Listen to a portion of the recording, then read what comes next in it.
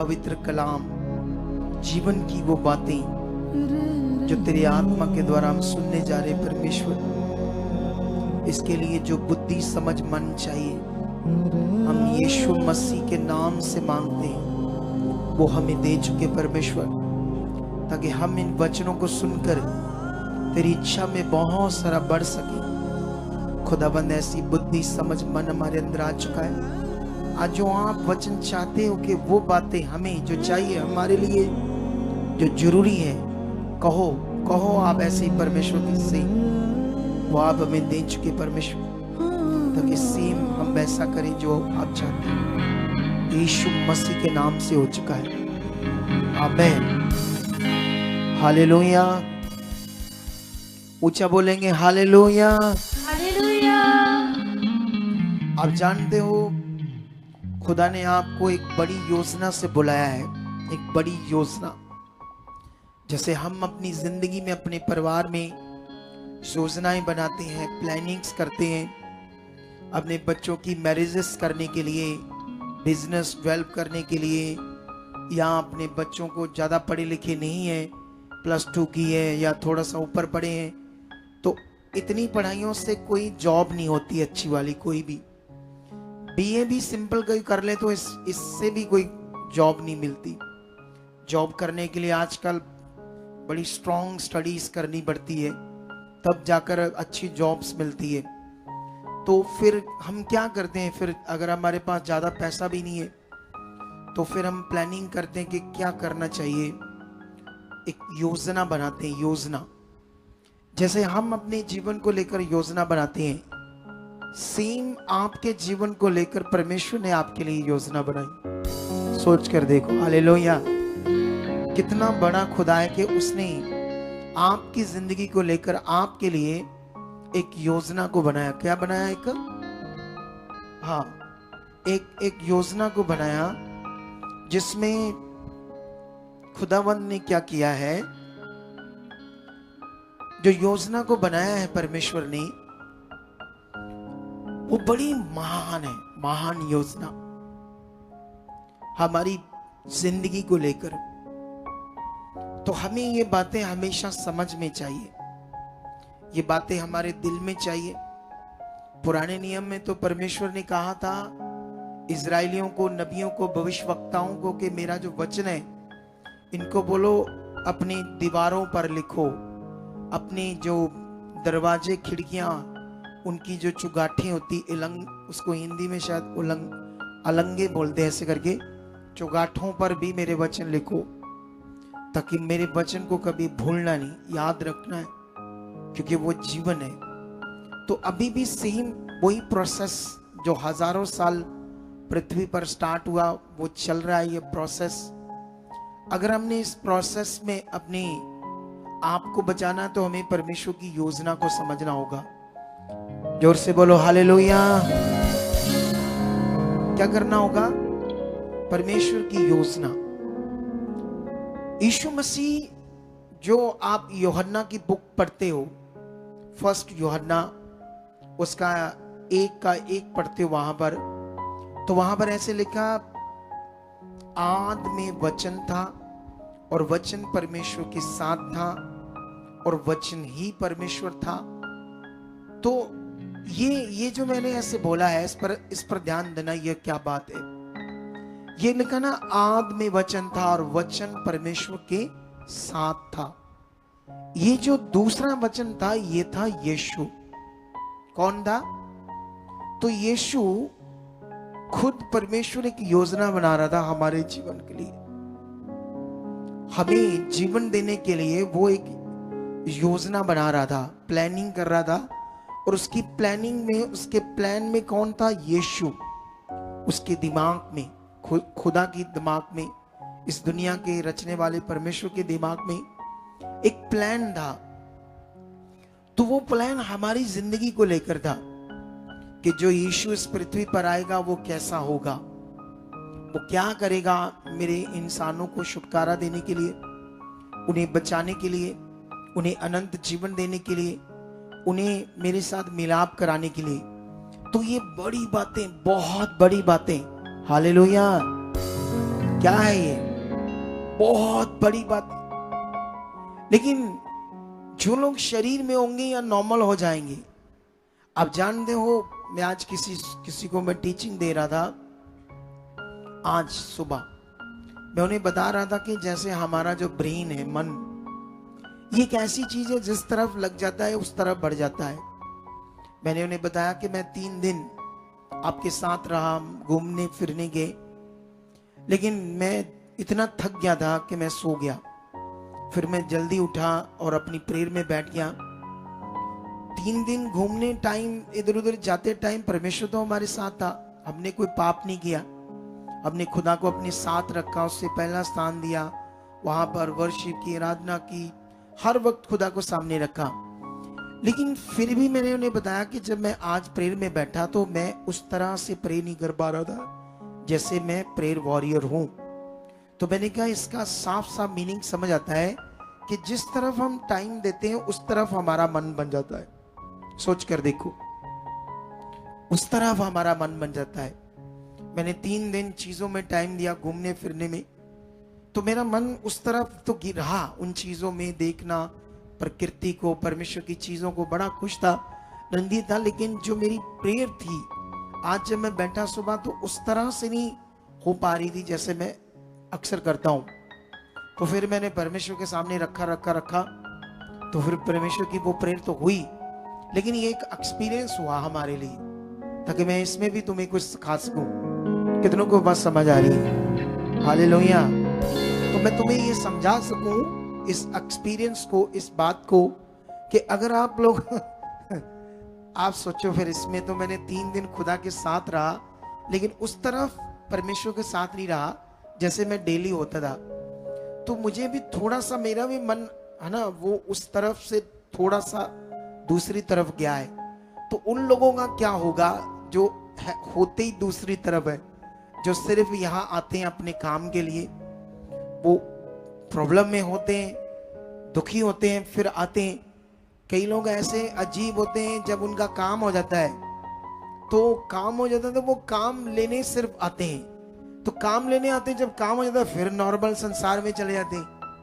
तो जब आप संसार में जाओगे क्या बनेगा आपका, मैं ये सोच रहा हूं। बहुत बहुत वो दूसरा टाइप हो जाएगा आपका जीवन, जिसमें फिर शैतान आपकी जिंदगी में आएगा, वो आपको नॉर्मल करेगा। तो वो चाहेगा कि जो लोग हैं परमेश्वर के वो नॉर्मल हो, लेकिन हमें खास बनना है। आप सब मेरी तरफ देखते रहो, आंख खोलकर वचन को सुनते रहो सारे अच्छी तरीके से। कुछ लोग आंख बंद करके वचन सुनते ना, आंख नहीं बंद करनी, खोलकर सुनो। मुझे देखते रहो स्टेज पर। अगर आप मुझे नहीं देख पाते तो वो स्क्रीन से देखो, लेकिन टकटकी लगाकर बनाकर रखो। अगर आप मेरी तरफ भी देखते रहोगे तो उससे भी क्या होगा, आप लोग वचन को समझ पाओगे। आप जानते हो कभी कभी बीच में आई डोंट नो इन्होंने चेयर लगाई या नहीं लगाई बंदों ने, तो पता नहीं मेरा अचानक ध्यान गया कि कुछ लोगों को वो वॉलंटियर बोल दे वहां से चेयर लेकर आओ। वो लोग उठाने गए तो वापस ला रहे, तो मेरा ध्यान बड़ा सा उस पर गया, ये क्या कर रहे हैं। तो इधर जो गवाही दे रहे थे वो मेरे भी सुनने में नहीं आई, तो मैं इसीलिए पूछा दोबारा बोलो। तो सोचो आपका क्या होगा, है? सोच कर देखो, मैं तो एक अगुआ हूं, मुझे भी बात ध्यान से सुननी पड़ेगी। क्या गवाही हो रही, क्या गवाही कैसे बनी है। तो ये सारा मैटर बहुत बड़ा है, बहुत बड़ा विषय है, इन बातों में अपने आप को बनाना। लेकिन अभी ध्यान दो कि परमेश्वर की जो योजना है वो तुम्हारे लिए बहुत भली है। हालेलुया। जब आप पुराने नियम में पढ़ोगे, या यिर्मयाह का एक वचन है, मे बी 29 का 11, तो वहां पर भी ये वचन लिखा होगा ऐसा ही सेम। मैं आपको पढ़कर सुनाता हूं ये वचन, ठीक है, ताकि इस वचन से आप बरकत पाओ।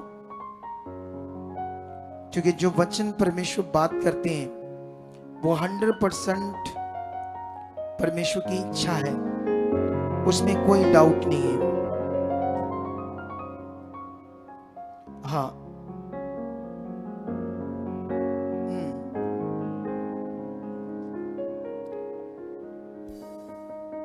ये ऐसे लिखा है वचन,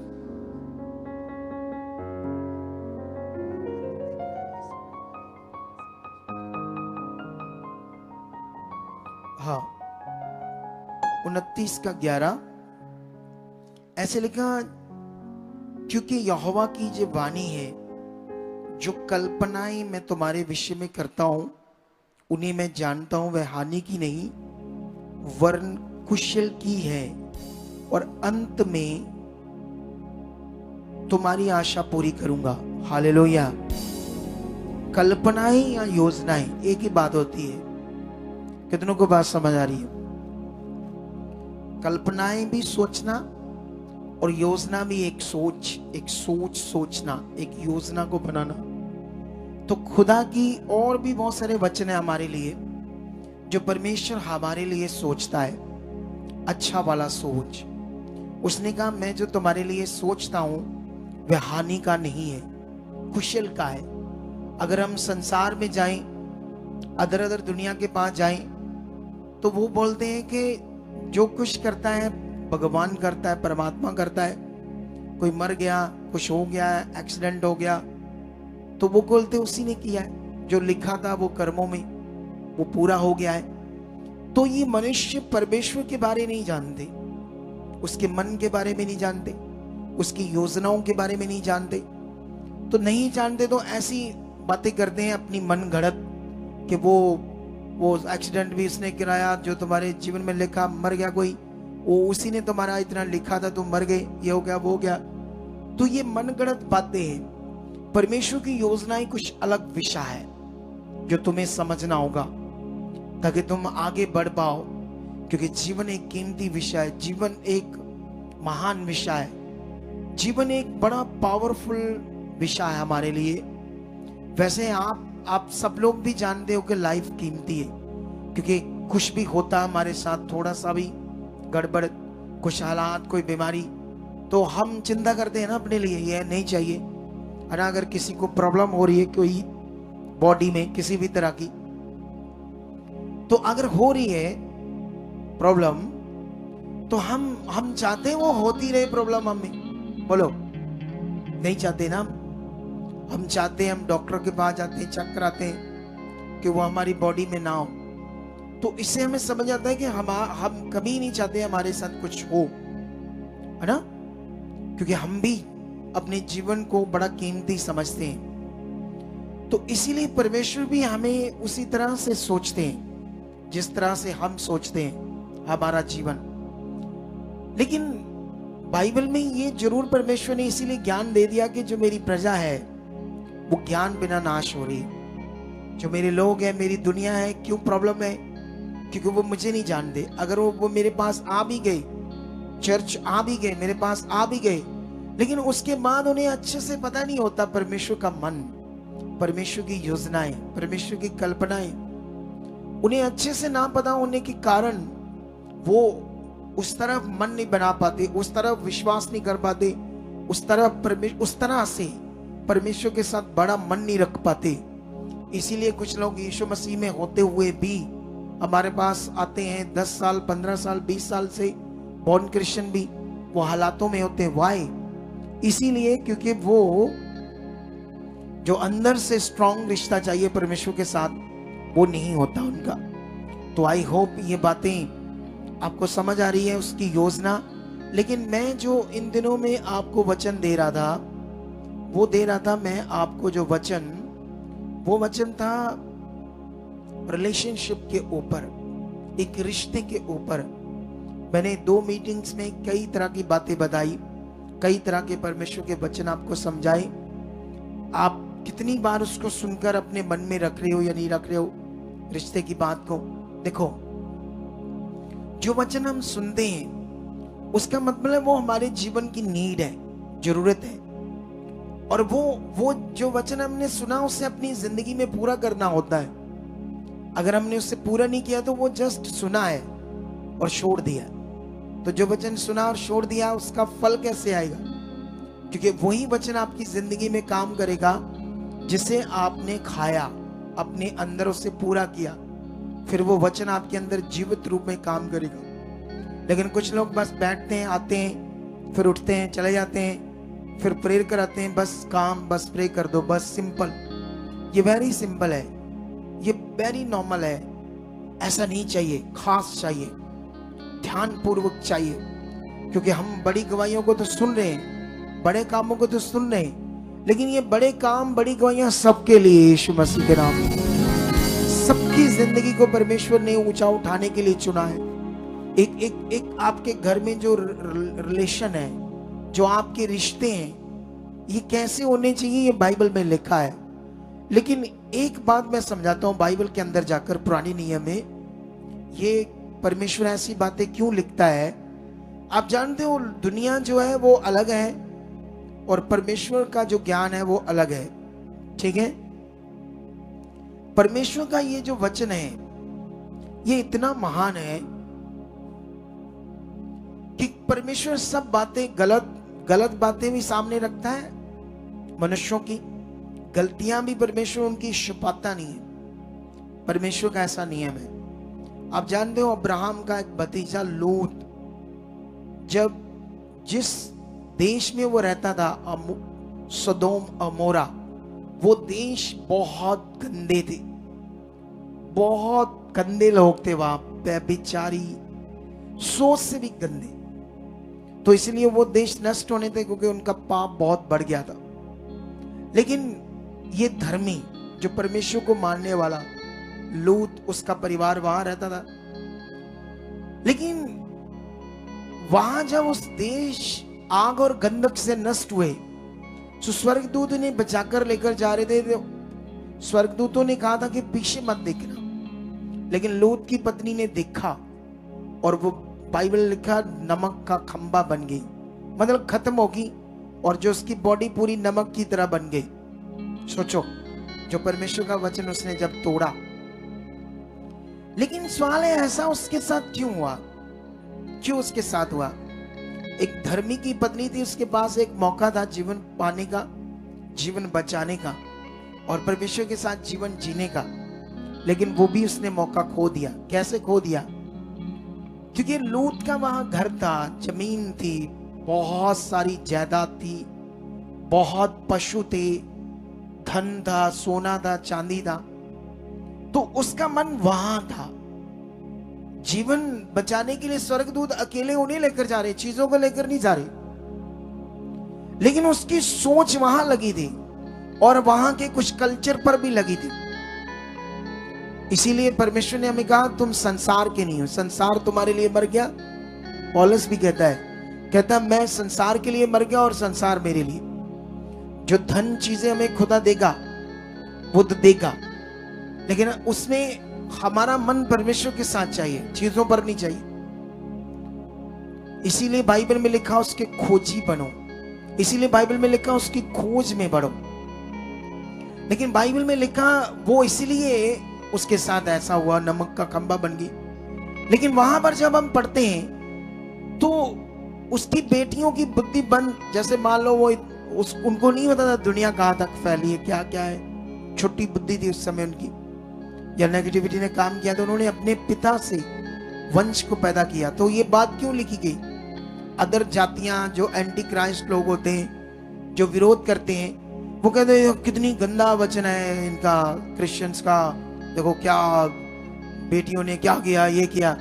अरे उनका वो पाप दिखाया परमेश्वर ने, पाप वो हमारे लिए लिखा गया कि उनका पाप है वो। देखो शैतान ने कैसे उनकी जिंदगी में पाप किया। जब दाऊद ने पाप किया उसका भी लिखा हुआ बाइबल में। तो बाइबल में जब पाप किया किसी ने भी, तो उसे छुपाया नहीं गया, उसे उजागर किया गया, हमारे लिए बताया गया, ताकि हम डर भय रखें कि पाप की सजा, पाप से, शारीरिक जिंदगी से, वो परमेश्वर से दूर जिंदगी से क्या होता हमारी जिंदगी में। जोर से बोलो हालेलुया, और ऊंचा बोलो हालेलुया। लेकिन यहां पर पहला शमूएल में एक नबी है, उसका नाम है एली भविष्यवक्ता। ये मन का अच्छा था, लेकिन इनके बच्चों का इसके साथ अच्छा रिश्ता नहीं था। इसके बच्चे अनाज्ञाकारी थे, इसके बच्चे लुच्चे थे, ऐसा करके लिखा बाइबल में। अगर हम 2 पढ़ते हैं तो ऐसा लिखा है 2:12, पहला शमूएल 2:12 में लिखा, एली के पुत्र तो लुच्चे थे, उन्होंने यहोवा को ना पहचाना। वो सेवा ही करते थे, ऐसा नहीं कि वो एली के साथ सेवा नहीं करते थे, वो भी सेवा का काम करते थे, लेकिन सेवा नाम की थी, जीवन उनका सेवा के अकॉर्डिंग नहीं था।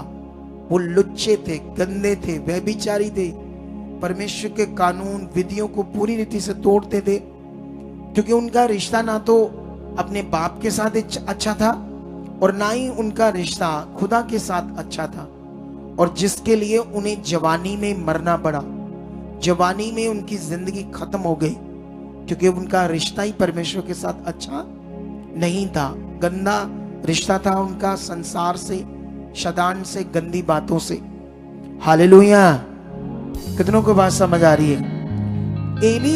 एली ने उनको सुधारने के लिए स्ट्रॉन्ग काम नहीं किया। कुछ माता पिता ऐसे ही होते हैं, अपने बच्चों को लूज छोड़ देते हैं जब वो गलत होते हैं, और कुछ बच्चे इतने गंदे होते हैं वो आगे से बोलते हैं, झगड़ा करते हैं, फालतू बोलते हैं, फिर माता पिता भी डरते हैं, बात नहीं अदा करते। लेकिन एली ऐसा ही था। एली ने अपने बच्चों को सुधारा नहीं, स्ट्रॉन्ग, जैसे स्ट्रॉन्ग तरीके से उस सिस्टम को ठीक करने में आगे आना चाहिए था। एली नहीं आया तो उसकी भी डेथ होगी। तो यहां हमें समझ आ रहा है एक रिश्ते की बात। लेकिन इसी जगह पर हम एक और वचन देखते हैं आपके लिए, इसी बुक में चैप्टर 20 में 20 अध्याय में, शमूएल की बुक में। अगर ये पूरा अध्याय पढ़ोगे आप तो आपको बहुत सारी बातें समझ आएगी यहां पर। लेकिन याद रखना, मैं शॉर्ट में तुम्हें समझाता हूं ये बातें। ये वैसे 24 से जो वचन है, कम से कम 26 से शुरू करके 34 तक पढ़ने वाला वचन है। लेकिन ये वचन पढ़ने से पहले थोड़ा सा मैं आपको बता देता हूं।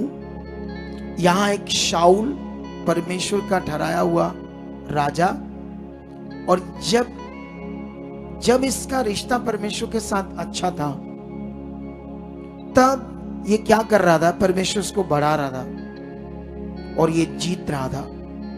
हालेलुया। ये गहरे मीनिंग तुम्हें पकड़ने होंगे, क्योंकि सेम वचन इसके लिए तो हमारे लिए भी है, मेरे लिए भी है।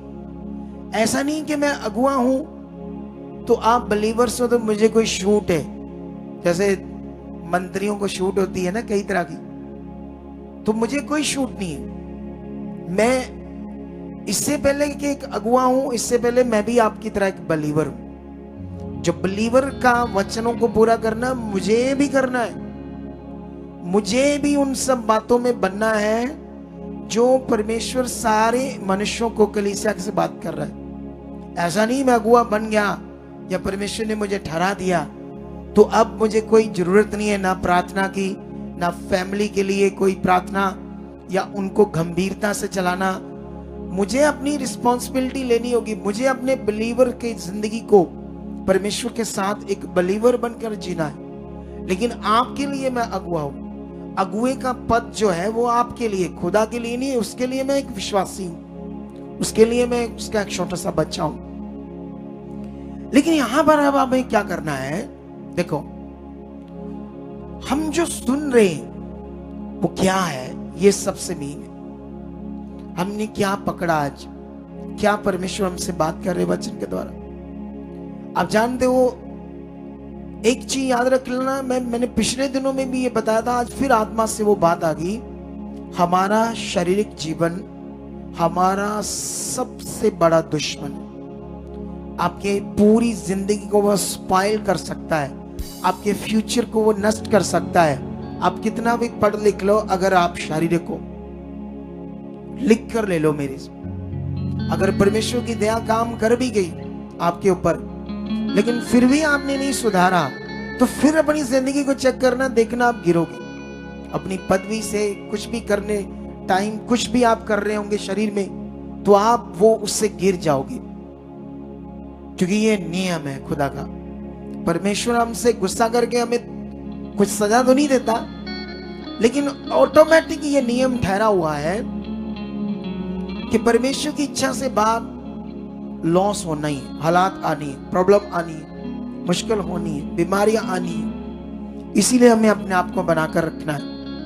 लेकिन जब शाऊल ये सब चीजों में आज्ञाकार था, बाइबल में लिखा वो जीत रहा था, आगे बढ़ रहा था, लेकिन एक दिन उसमें लालच आया। उसकी पदवी के ऊपर जो वो बैठा था, उस पदवी से उसे घमंड आया। घमंड से उसने वचनों को कुछ आगे पीछे करना शुरू किया, और खुदा का जो दास उसके ऊपर था, शमूएल भविष्यवक्ता, उसको इग्नोर करना शुरू किया। और जैसे उसको इग्नोर किया, तो परमेश्वर उसके दास को इग्नोर करने का मतलब दुष्ट को फॉलो करना। लिख लो ये बात अपने दिमाग में पक्का।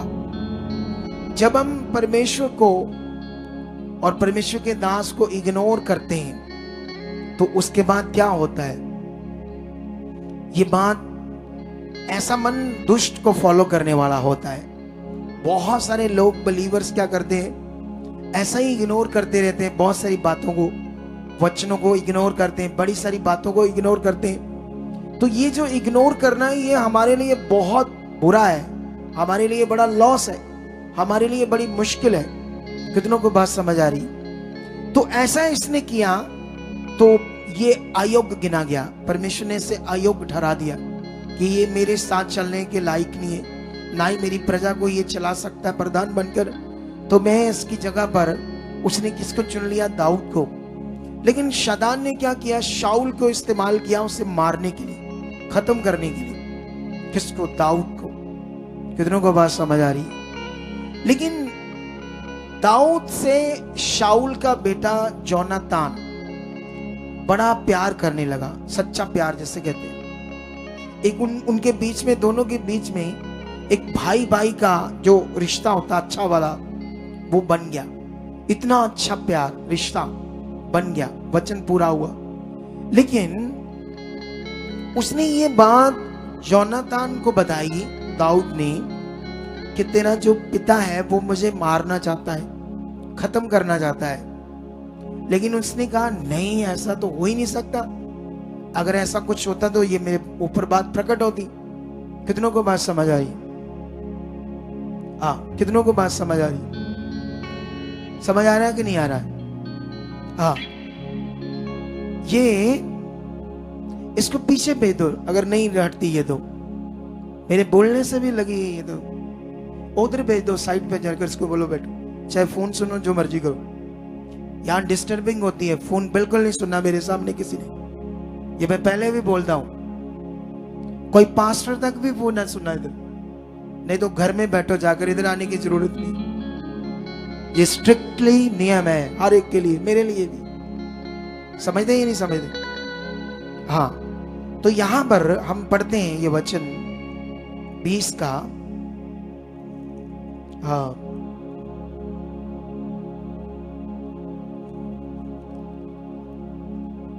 बीस का 26 में लिखा है, उस दिन तो शाऊल ये सोचकर चुप रहा। मतलब उस दिन, मतलब एक पहला दिन, क्योंकि दाऊद उसी के टेबल पर खाना खाता था।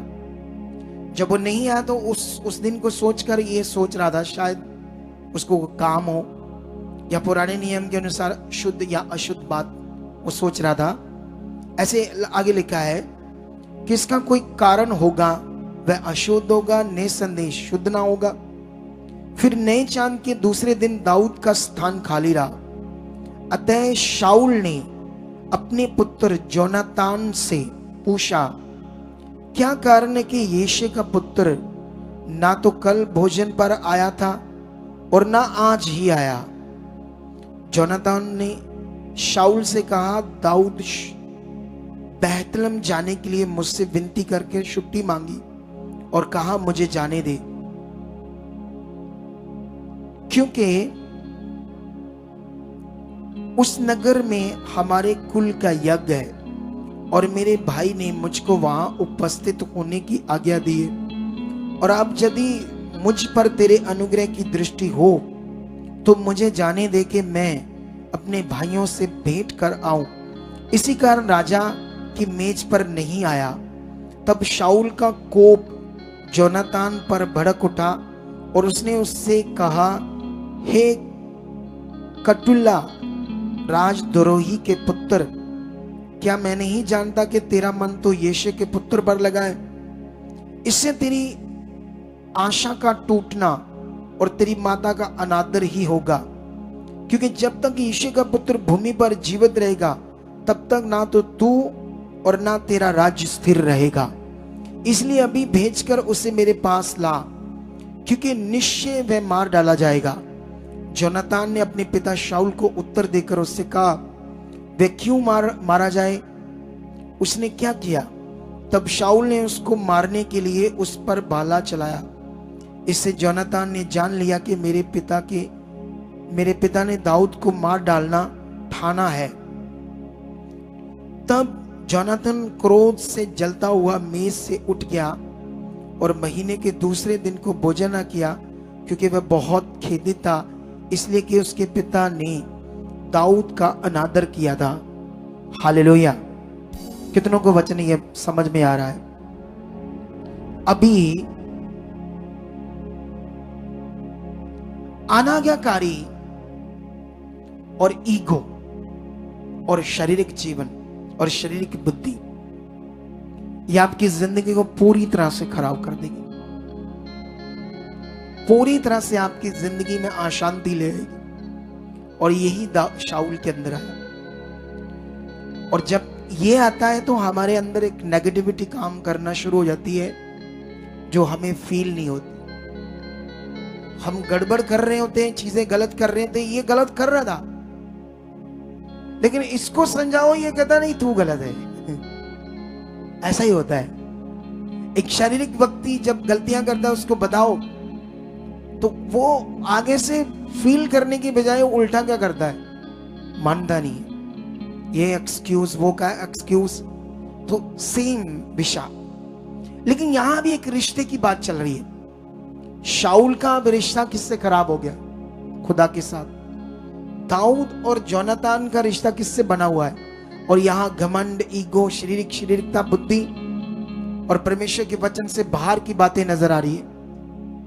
और यहां नजर आ रहा है एक लक्ष्य, नजर आ रहा है एक शारीरिक चीजों का लाभ, जो शाऊल के जीवन में था। परमेश्वर की इच्छा नहीं। अगर हमारी जिंदगी में भी सेम शारीरिक चीजों का लालच है, खुदा से, लेकिन उसके साथ जो रिश्ता है वो नहीं है, उसके हम खोज ही नहीं है, उसकी इच्छा पूरी करने के लिए वो ध्यान नहीं है, सोच नहीं है, तो हमारा भी रिश्ता अच्छा नहीं। और आप जानते हो ना, हमारा जो रिश्ता है परमेश्वर के साथ, वो कितना बड़ा विषय है, कितना बड़ा महत्वपूर्ण विषय हम सबके लिए। हालेलुया। कितनों को बात ये समझ आ रही है?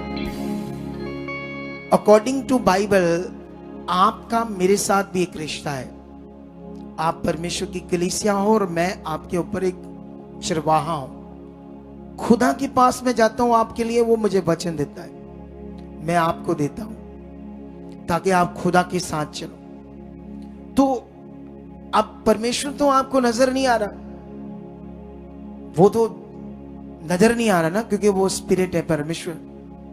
तो कैसे आपसे बात करेगा ना? या हर बात आपको समझ आए कि ये परमेश्वर ने मुझे बोली है? तो इसीलिए परमेश्वर ने क्या ठहराया? एक अगुआ, चरवाहा, जिसके द्वारा हम समझ सके क्या करना, कैसे चलना है। और देखना, जो लोग इस बात पर ध्यान देते हैं वो बहुत आगे जाते हैं, वो जबरदस्त बरकत पाते हैं, वो जबरदस्त आशीष पाते हैं। कितनों को बात समझ आ रही है?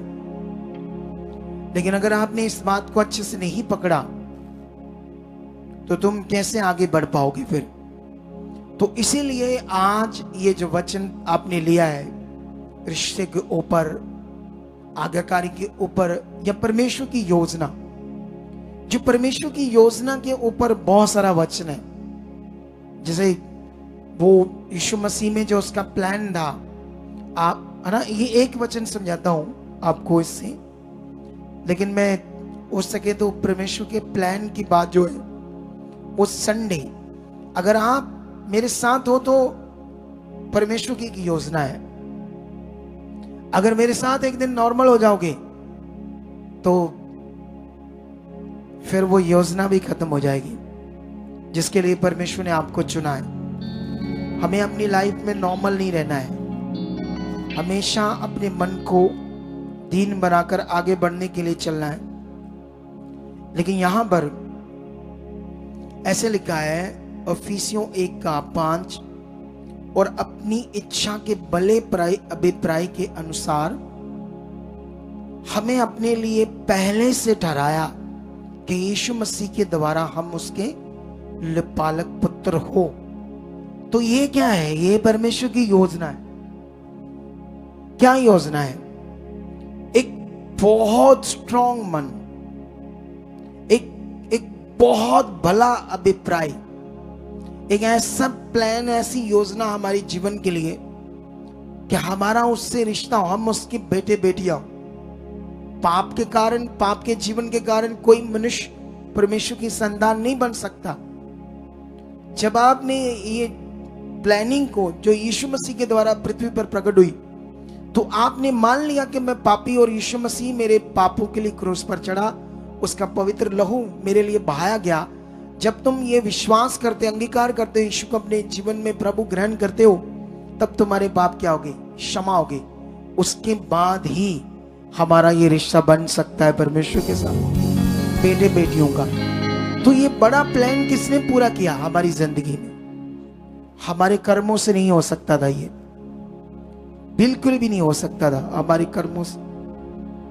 ये एक दया है, एक बहुत बड़ी दया जो परमेश्वर ने हमारे ऊपर की है। कितनों को बात समझ आ रही है आज? तो इसीलिए आप लोगों ने क्या करना है? अलर्ट रहना है, चौकस रहना है, जागते रहना है, ताकि परमेश्वर की जो बड़ी इच्छा है, बड़ा प्लान, योजना है, वो हमारी जिंदगियों में बहुताई से प्रकट हो। हालेलुया। कैसे प्रकट हो? बहुताई से। जब पुराने नियम में हम वचन पढ़ते हैं, जब आदम और उसकी पत्नी को बनाया तो परमेश्वर ने आशीष दी, फूलों फलों और पृथ्वी में भर जाओ। इंग्लिश में ऐसे लिखा है, बी मल्टीपल और फ्रूटफुल, बी फ्रूटफुल। परमेश्वर ने वहां पर ऐसे कहा है, मतलब परमेश्वर ने उसे बहुताई से, ऐसे मल्टीपल मतलब गुना के रूप में, ऐसे प्लस प्लस नहीं, 2 गुना 2 4, 4 और 4 8। मल्टीप्लाई का मतलब 4 और 4 8 नहीं, मल्टीप्लाई 4 बाय मल्टीप्लाई 4 16 होता है। और 16 को 4, 16 को करो मल्टीप्लाई, तो कितना हो गया है? करके बताना थोड़ा सा। 16 को 16 से कर दे तो कितना हो गया है? 256, 256। अगर हम 16 को प्लस करते हैं तो 32 होता है। इसीलिए परमेश्वर की हर चीज जो बनी है पृथ्वी पर, अगर उसने ये आशीष दी थी तो तभी ये पूरी दुनिया देखो गिनती के बाहर होगी। ये पूरी दुनिया खरबों में जानवर, जीव जंतु, और परमेश्वर की हर चीज मल्टीपल है। इतनी ज्यादा है कि हमारी सोच से भी परे सब कुछ। कितना बड़ा खुदा हमारा, कितना बड़ा वो सामर्थी परमेश्वर है जिसने हमें चुना है अपने प्लान में, योजना में। तो कैसे हम नॉर्मल रह सकते हैं? कैसे हम आम रह सकते हैं? आम रहने का कारण आम मन, आम सोच, आम चलना, आम ध्यान। अगर आम है हमारी जिंदगी में तो फिर हम भी आम रह जाएंगे। अगर हमारी जिंदगी में परमेश्वर की इच्छा को लेकर, वचन को लेकर खास है तो फिर हम भी खास बन जाएंगे। और ये बिल्कुल कहानी नहीं है। कितनों को बात समझ आ रही है? तो आज का वचन इतना बहुत है। इस संडे हम 9:45 बजे लाइव स्टार्ट करेंगे, 15 मिनट पहले। और मैंने कहा था कि हम अब जो शाम के टाइम लेट होते हैं वो नहीं होंगे, क्या आप शरीर में रहना चाहते हो, लेट आना चाहते हो, या शरीर को मारकर टाइम से पहले आना चाहते हो? अगर मैंने कहा 9:45, तो आपने 9:45 से भी ज्यादा पहले आकर बैठ जाना है, अपने शरीर को मारना है। जो वचन इन दिनों में खुदा आपको दे रहा है उसे पूरा करना है, सुनकर चले जाना, चुप करके बैठे रहना। ये विषय आशीष पाने का मन नहीं है। कितनों को बात समझ आ रही? अगर हमने आशीष पानी है, मल्टीप्लाई आशीषें पानी है, तो जो सुना है उसे पूरा करने के लिए फिर रेडी हो जाओ। खुदा बड़ा पावरफुल है। लेकिन यहां पर हमने देखा कैसे जोनातान ने एक तो खुदा के साथ सच्चा मन, भला मन, वो रिश्ता कि नहीं, गलत को गलत और सही को सही रखना। आपने में अपनी जिंदगी में, चाहे वो राजा का बेटा था, लेकिन उसने अपने बाप का साथ नहीं दिया, उसने सत्य का साथ दिया। उसके बाद गद्दी उसकी होनी थी, राजा गद्दी, राजे की गद्दी पर उसने बैठना था। तो राजा की गद्दी, इधर तो कोई लालच के लिए लोग एक दूसरे को मार देते हैं। आज देखो पॉलिटिशियन में भी ये चीजें हो रही है, लोगों को मारना और अपना फायदा लेना। लेकिन उसने ये नहीं सोचा, उसने सत्य को सत्य कहा और गलत को गलत कहा। हालेलुया। तो आप लोगों ने भी सेम बढ़ना है परमेश्वर के साथ। गलत गलत है, सही सही है। जो परमेश्वर आपके सामने कहता है ये गलत है। और बाइबल में ऐसे भी लिखा, जो चीज मनुष्यों के सामने उत्तम है वो परमेश्वर के सामने घृणित है। ये डीपली वचन है, इसका एक्सप्लेन हम करेंगे संडे। अभी ये वचन जो मैंने कहा कि जो चीज मनुष्यों के सामने उत्तम है, वही चीज परमेश्वर के सामने क्या है? घृणित है, घृणा के योग है। ये बड़ी बातें जो समझने वाली, ये बड़े वचन। तो मेरा बिलीव है कि आज इस वचन के द्वारा तुम बरकत पा चुके हो। ये वचन तुम्हारे मनों में बैठ चुका है और तुम एक मन बना चुके हो अच्छा वाला कि परमेश्वर के साथ अच्छे से चलो। मेरे पास कुछ वीडियोस है कुछ ऐसे लोगों की जिनके हाथ ही नहीं है, लेकिन मैंने उनकी जिंदगी को, उनकी वीडियोस को देखा कि वो खुद खाना बनाते हैं, हाथ नहीं है, खुद खाना बनाते हैं, ब्रश करते हैं, कपड़े पहनते हैं, नहाते हैं, सारी चीजें उन्होंने अपनी जिंदगी को ढाल लिया जीने में कि अगर नहीं है तो रो रो कर क्या जीना है। तो उन्होंने एक स्ट्रगल करके अपनी बॉडी को वैसा, अपने मन को वैसे सेट किया। मैं चाहता था क्योंकि अभी मैं ये करूँगा तो शायद मुझे वो वीडियो वहाँ डाउनलोड करनी पड़ेगी। मैंने पहले प्लान नहीं किया। अगर मैं करता तो मैं तुम्हें दिखाता। तो तुम्हारे हाथ है, सब कुछ सलामत है, फिर भी अगर हम नॉर्मल है तो क्या फायदा? और उसके पास तो परमेश्वर भी नहीं है। वो तो बेचारा अपने हालात का मारा, लेकिन फिर भी उसने एक मन बनाया, एक मन को सेट किया, जीना है।